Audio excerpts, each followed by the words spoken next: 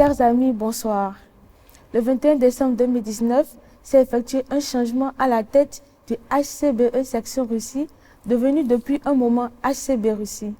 Nous sommes ce soir en compagnie du président du Haut Conseil des Béninois de Russie, M. Auguste Aïmontier, pour parler de l'association, de sa vision pour cette dernière et pour la communauté béninoise en Russie.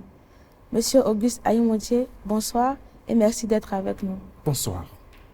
Alors, Monsieur le Président, la plupart d'entre nous vous connaissons comme un doyen, un ancien de la communauté béninoise, ici en Russie. Vous êtes notamment le président de l'association Novicha, section Russie.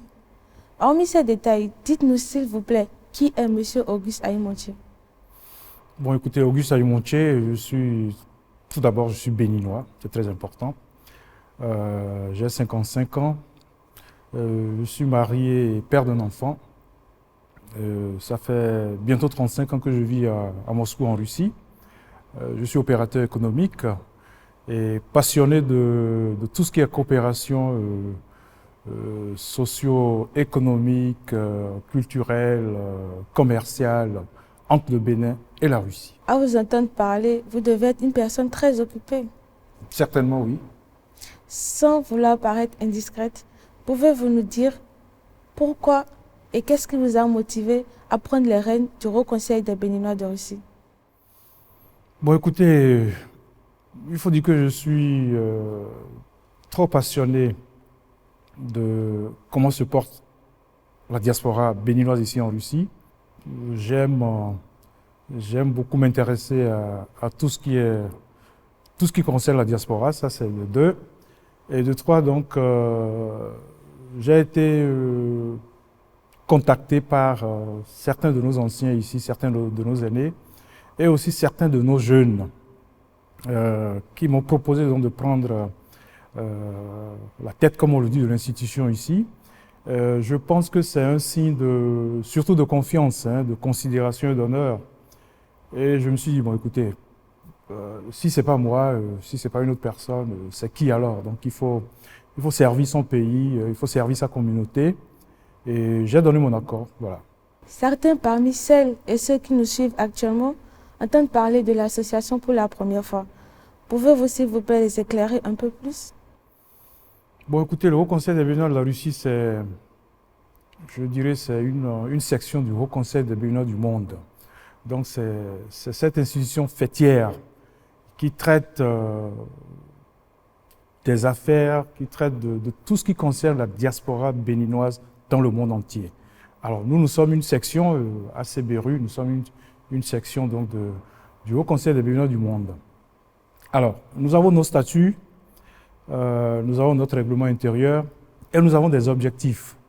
Dans un premier temps, écoutez, on est assez loin du Bénin. Alors donc, quand on se retrouve quelque part dans ce pays, il faut se regrouper pour traiter de tout ce qui est fraternité, solidarité, entraide, et quoi encore. Alors, donc, ce sont les objectifs du ACBRU. On peut aussi faire des prestations de services. Nous avons donc l'obligation aussi de suivre de près tout un chacun des Béninois ici pour qu'ils puissent mieux s'investir dans le développement donc socio-économique, culturel du Bénin. Voilà. Donc voilà en quelques lignes les objectifs du Haut Conseil des Béninois de la Russie. Je dois aussi dire que, écoutez, nous sommes de commun accord avec l'ambassade du Bénin en Russie. Alors, si je comprends bien, l'association a été créée pour, en quelque sorte, améliorer les conditions de vie des Béninois en Russie. Absolument. Alors, monsieur, à sa genèse, l'association était connue sous la dénomination HCBE Russie. Pourquoi et qu'est-ce qui a conduit à ce changement de nom? Bon, écoutez, en décembre 2019, il y a eu une AG à Cotonou où des décisions ont été prises.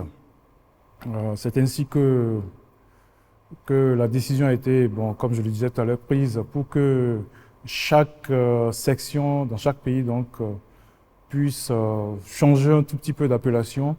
Alors, au lieu que ce soit HCBE, section Russie, on s'est dit que ce serait plus intéressant pour plus je sais pas, de facilité certainement, mais de conformité, de dire ACB rue.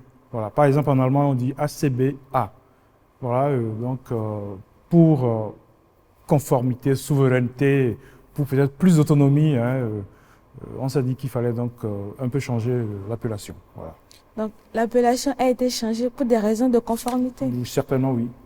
Étant donné que vous êtes à la tête de cette association, vous êtes président, qu'est-ce que vous pensez pouvoir améliorer au niveau du fonctionnement de cette association? Bon, écoutez, avant nous, il y a eu un bureau donc, qui a fait de son mieux. Mais je pense qu'avec la nouvelle équipe que nous formons aujourd'hui, on pense un peu plus améliorer les choses. Donc il y a un programme d'action.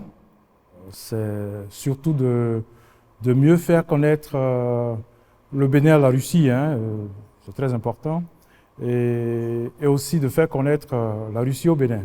Voilà, donc ça c'est assez capital, donc les échanges entre les deux pays sur tous les plans.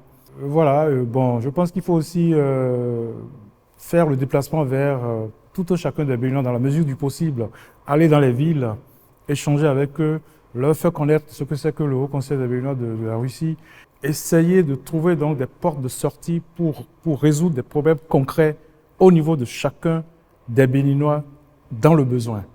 Parce que je le répète encore, tout ça, c'est dans les statuts de l'institution. C'est dans les statuts de l'institution. Voilà, à peu près, voilà, donc ce qu'on pourra améliorer. Merci. Monsieur le Président, vous n'êtes pas sans savoir que la communauté béninoise en Russie est constituée essentiellement des étudiants. Nous aimerions savoir quelle place est-ce que vous donnez à la couche estudiantine et plus particulièrement à la jeunesse dans votre programme d'action.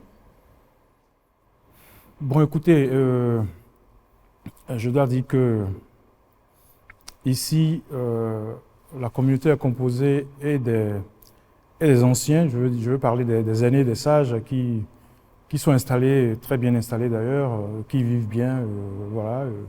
Et il y a l'autre couche, c'est la couche estudiantine, c'est la jeunesse. Et moi, je me suis dit qu'il faut tourner son regard surtout vers les jeunes, vers les étudiants pour plusieurs raisons. D'abord, c'est l'avenir du pays, hein. La jeunesse, c'est l'avenir. Ça, c'est d'un. De deux, la jeunesse a un potentiel assez fort qu'il faut utiliser dans le développement socio-économique du pays. Alors, face à ça, je me suis dit tout de suite avec la nouvelle équipe que nous formons que nous devons nous occuper en majeure partie que des jeunes, que des étudiants. Voilà. Vous aviez un calendrier d'action bien rempli à ce que je sache?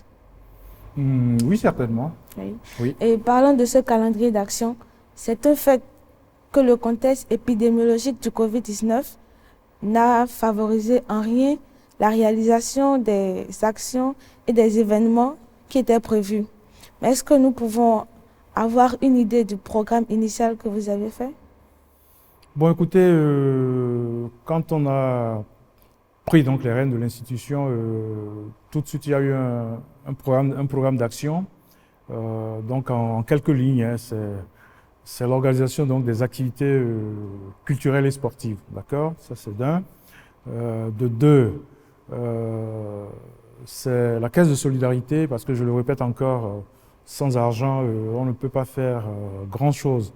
Donc moi j'ai pris le devant des choses en essayant donc de créer cette caisse qui pour le moment n'est pas encore, elle ne se porte pas encore bien à cause de tout ce qui se passe autour du Covid. Mais je suis convaincu que la situation va s'améliorer, la caisse va être remplie parce qu'il faut des sponsors, il faut des contacts, il faut des gens bien en forme pour nous assister dans ce domaine-là.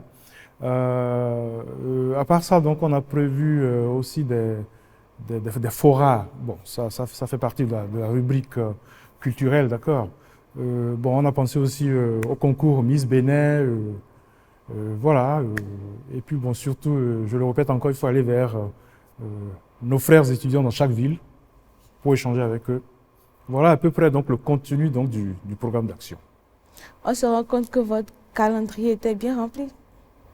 J'espère bien que oui. C'est à vous de juger avec le temps. On espère que dans la nouvelle année en cours, vous pourriez réaliser cet événement. Espérons bien. Alors, Monsieur le Président, votre mot de la fin, s'il vous plaît. Bon, écoutez, je dois remercier tout un chacun de vous pour cette belle ambiance que nous venons de passer ici avec des questions assez pertinentes. Je dois dire que le Haut Conseil des Béninois de la Russie, c'est cette institution de tous les Béninois, je le répète encore, de tous les Béninois vivant ici en Russie. Et n'hésitez pas du tout à nous contacter, n'hésitez pas à aller vers nous, nous sommes là pour vous. Nous sommes là pour vous servir, comme je le disais. Et voilà, donc on est ensemble. Intéressez-vous plus au Haut Conseil des Béninois de la Russie parce que c'est votre chose, c'est votre institution. Voilà, j'ai dit. Merci, Monsieur le Président. Je vous en prie. Chers amis, nous voici au terme de cet entretien avec Monsieur le Président Aïm Moje, président du Haut Conseil des Béninois de Russie. Il a été question de faire connaissance avec le président et d'en savoir un peu plus sur l'association. Merci de nous avoir suivis. Abonnez-vous à la page YouTube et à la page Facebook.